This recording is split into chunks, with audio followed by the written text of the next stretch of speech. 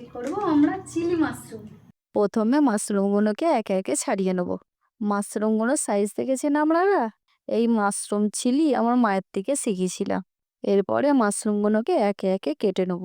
কাটা হয়ে গেলে ভালো করে ধুয়ে নেব। এরপর ক্যাপসিকাম আর পেঁয়াজটাকে কেটে নেব। এরপর আদা রসুনটাকে ছিলে নেব। এরপর মাশরুমগুলোকে পরিমাণ মতো চালের গুঁড়ো, কর্নফ্লাওয়ার, নুন, লঙ্কা গুঁড়ো, হলুদ গুঁড়ো দিয়ে দেবো। আর একটা ডিম দিয়ে ভালো করে মাখিয়ে নেব। তারপর একটা ছোট পাত্রে সয়া সস, টমেটো সস আর চিলি সসটা দিয়ে দেব। দিয়ে ভালো করে গুলে নেব। তারপরে গ্যাসটিকে জেলে কড়াইয়ে তেল দিয়ে একে একে মাশরুমগুলোকে কড়াই ছেড়ে দেবো। যখন দেখবেন লাল লাল করে মাশরুমগুলোকে ভাজা হয়ে গেছে, তখন একটি পাত্রে তুলে নেবেন। মাশরুমগুলোকে তুলে নেওয়ার পরে ওই তেলেতে আদা রসুনটাকে ভালো করে ভেজে নেব।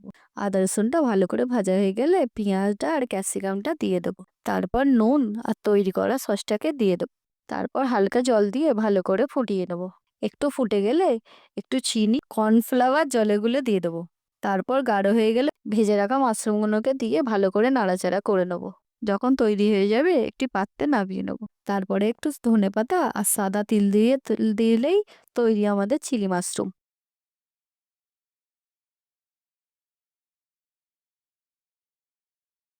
গরম গরম রাইসের সাথে মাশরুম চিলি পরিবেশন করুন।